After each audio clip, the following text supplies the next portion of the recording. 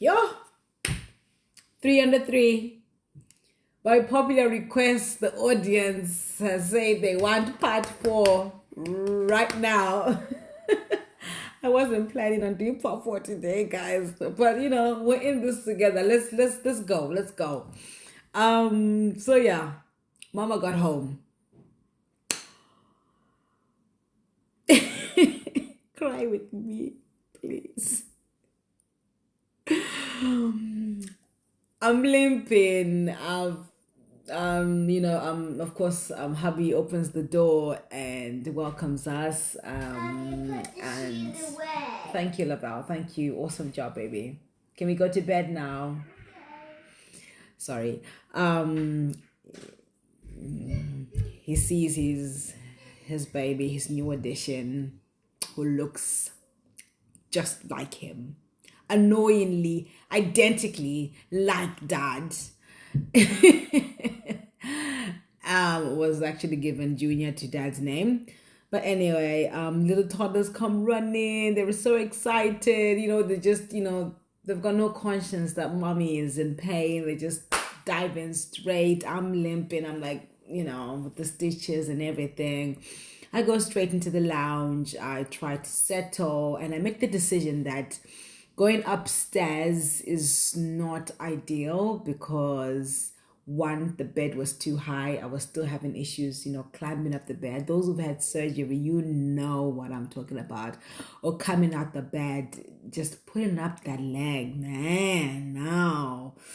And secondly, also besides the bed, our last house did not have a bathroom upstairs. It was downstairs, so I wasn't gonna do that, honestly, because I couldn't even get up the stairs. The thought of going up the stairs was just not on.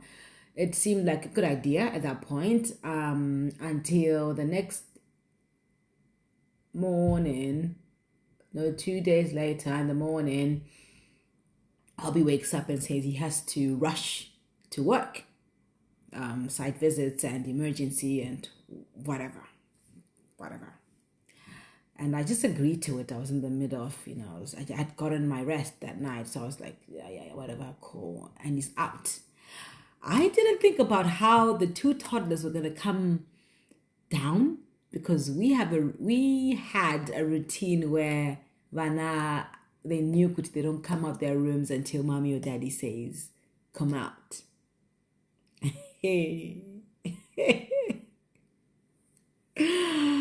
I tried to talk to them via the baby cams. They were probably wondering, what is this? And baby number 2 was in a court. She couldn't even come out anyway safely. Oh my goodness. And baby number 1 was semi-potty trained. So in the morning, he would wake up. He had a potty in his room, and he would do number 2 in his room. Oh my God. It was porridge time. I crawled up the stairs.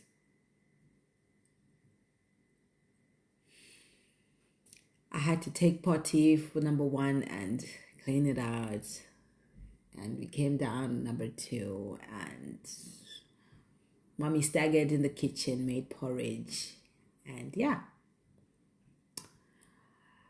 And it doesn't end there, because it was 3 babies who all needed diaper changes. I don't know how I did it. I don't know. Like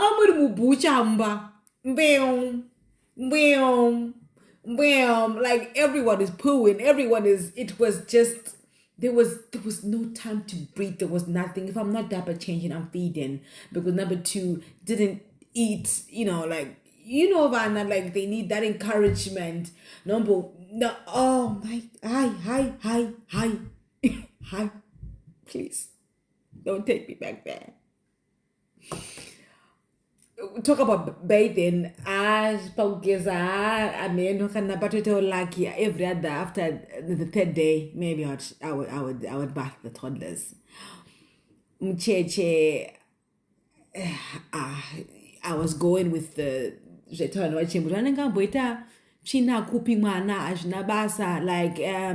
I was going on with I decided to take myself on the madness when I got out of the hospital. They say you don't need to bath the baby much, that stuff they come out with. These years you have forgotten that stuff they come out with when they're born is good for their skin. They need to absorb it. So I'm like, I'm going with that. He needs to absorb all of that for good skin, honey. Skin care routine. As for me, it was passport, because already I couldn't even, because I was avoiding the shower down there because I wasn't supposed to get wet. Okay, thank you. And then go to bed, Papa. Okay. Thank you. Sorry, I've just lost my point. But yeah, anyway, it started crumbling down.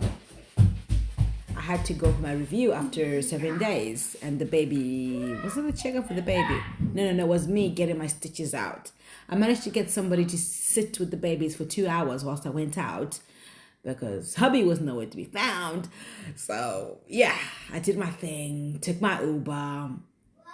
I went, that made me cry.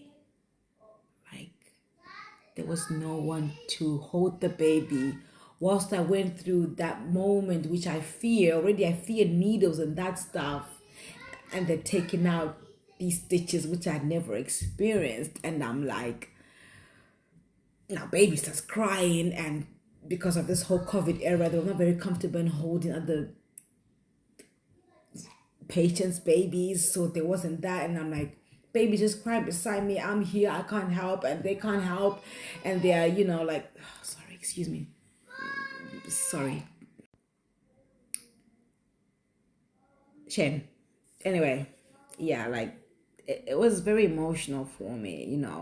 So it was that very day when I got back home, and then literally you swap with the childcare. She's like, all right, deuces, you're back home, they're gone, and I'm faced again with toddlers who are now hungry. It was about after 12, just before lunch. They're hungry, they need diaper changes again. I'm trying to fight this emotional thing of just figuring, Lavelle, it's bedtime, oh my goodness. Yeah, this is when the whole kind of started, because I came back having to deal with all of that, right? And then I sit down, and then because baby number 3 having not have been planned for, I wasn't in it. I wasn't 100%. It was a gift from God. I was trying to digest it, that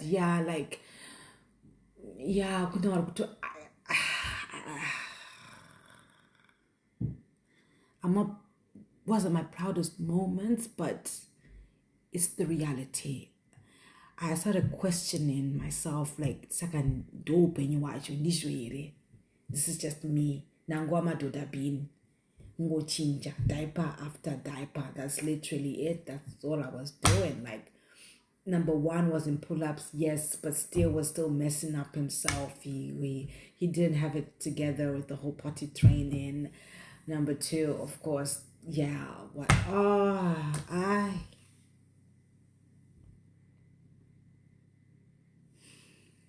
I just want to tell someone out there who may be in this situation at the moment, kuti shiriko, we still come out of it. Yeah. Let's engage. Tell me your walk a little bit about it. We're getting into the story slowly. Do patirap for now. Catch you on the next 3 under 3.